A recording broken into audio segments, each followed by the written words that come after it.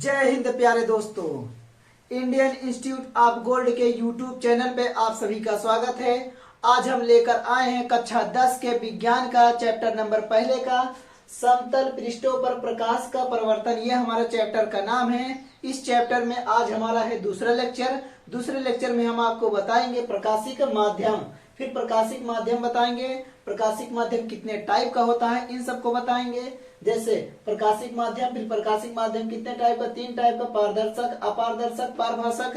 फिर उसके बाद बताएंगे प्रकाश की किरण, फिर ये 3 टाइप का होगा। इन सभी टॉपिकों को आज हम इस क्लास में डिस्कस करने वाले हैं।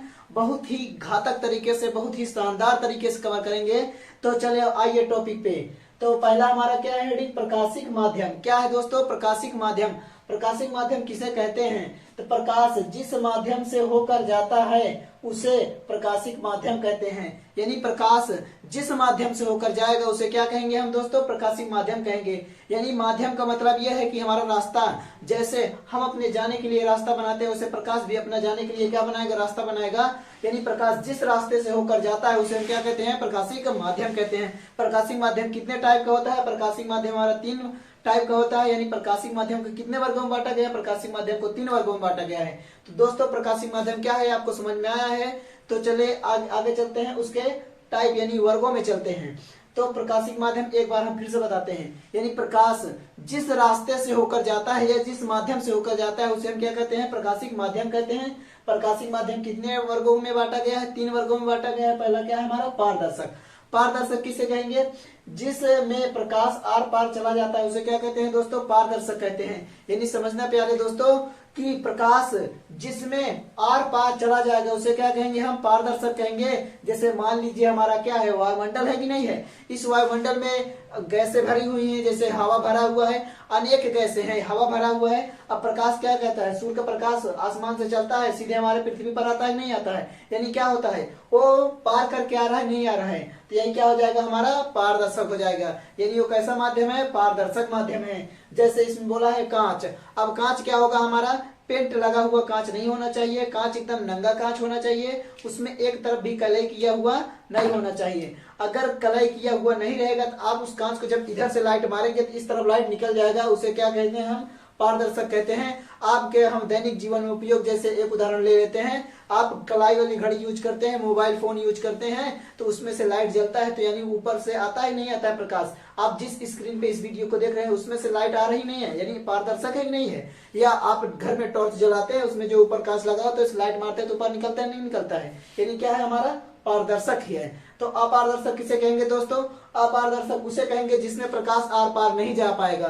यानी प्रकाश जिसमें आर पार नहीं जा पाएगा उसे क्या बोलेंगे हम? अपारदर्शक बोलेंगे। जैसे प्यारे दोस्तों ये घर की दीवारें होती हैं या ये हमारा बोर्ड है, अगर इस पे हम लाइट मारेंगे तो उस तरफ दिखाई नहीं देगा। यही क्या हो जाएगा हमारा? अपारदर्शक हो जाएगा। जैसे आपके सामने आपकी बुक रखी होगी, आप बुक उठाइए और उस तरफ ऐसे लाइट मारिए तो इस तरफ निकल नहीं पाएगा। यानी क्या हो जाएगा हमारा? वो अपारदर्शक ही है। जैसे हमने एग्जाम्पल में दिया है दीवार या लकड़ी या लोहा, ये सब क्या है? हमारे अपारदर्शक हैं। अब पारभाषक किसे कहेंगे दोस्तों? पारभाषक उसे कहेंगे जिसमें प्रकाश क्या हो? थोड़ा सा जा पाए। यानी जिसमें प्रकाश थोड़ा सा ही जा पाता है उसे हम क्या कहते हैं दोस्तों? पारभाषक कहते हैं। क्या कहते हैं? पारभाषक। पारभाषक का मतलब यह है कि जैसे आप इधर से लाइट मारो तो इधर हल्का हल्का निकल पाए, वही क्या हो जाता है हमारा? पारभाषक हो जाता है। पारभाषक में जैसे आपका क्या है? तेल लगा हुआ कागज। तेल लगा हुआ कागज यानी जैसे आप छपना जानते हैं, छपना वैसे है तेल लगा हुआ कागज। अगर कागज में क्या कर दिया? तेल लगा लिया जाए, इस तरह से आप प्रकाश मारेंगे तो पूरा पूरा नहीं निकलेगा लेकिन थोड़ा थोड़ा निकलेगा, वही क्या हो जाएगा हमारा? पारभाषक हो जाएगा दोस्तों। जैसे दूसरा उदाहरण कह दिए हैं दूषित जल। दूषित जल का मतलब जैसे आपका गंदा हुआ पानी, एकदम गंदा पानी रहे, उसमें आप प्रकाश मारोगे तो पूरा एकदम चटक के अजोर नहीं निकलेगा, यानी थोड़ा थोड़ा सा ही निकलेगा, वही क्या हो जाएगा? मतलब कि पारभाषक हो जाएगा। और इसका तीसरा बताएं घिसा हुआ कांच। यानी आप कांच ले लीजिए, उसमें क्या कर दिए? एक तरफ उसको खूब कस के रगड़ दीजिए, यानी एकदम घिस दीजिए, तब उस पे आप लाइट मारेंगे तो दूसरी तरफ क्या होगा? प्रकाश थोड़ा थोड़ा मात्रा में निकल पाएगा। और हमारा कैसा माध्यम होगा? पारभाषक वाला माध्यम होगा। तो दोस्तों अगर इन टॉपिकों में आपको दिक्कत है तो कमेंट में जरूर करके बताइएगा और वीडियो को लाइक करते चलिए, अपने दोस्तों के साथ शेयर करते चलिए। चलिए आते हैं तीसरे चौथे पॉइंट पे यानी क्या लिखा है हमारा, प्रकाश की किरण। प्रकाश की किरण किसे कहते हैं, तो प्रकाश की किरण को कितने वर्गों में बांटा गया है, 3 वर्गों में बांटा गया है। पहले हम समझते हैं प्रकाश की किरण किसे कहते हैं।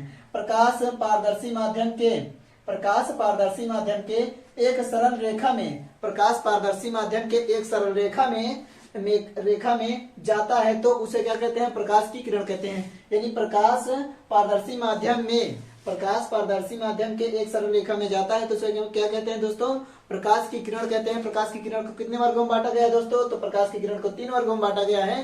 तो पहला क्या हमारा अभिसारी है, दूसरा अपसारी है, तीसरा समांतर समांतर है। तो समझते हैं अभिसारी किसे कहेंगे, अभिसारी।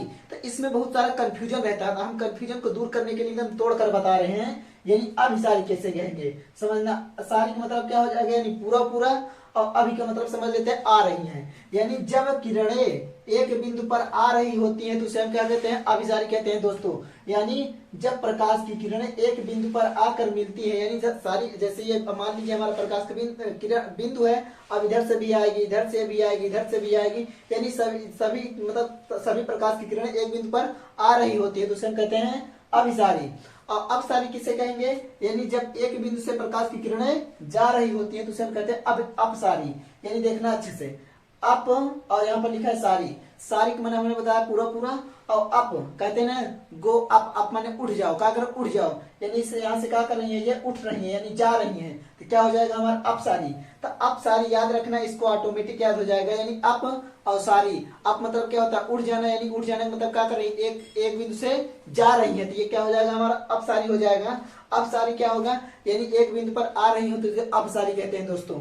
समांतर प्रकाश पुंज किरण किसे कहेंगे, यानी जब प्रकाश की किरणें आपस में क्या होती हैं, समांतर होती हैं। समांतर का मतलब यह है कि इनके बीच का दूरी हमेशा क्या होता है, बराबर होता है, वही हमारा समांतर होता है।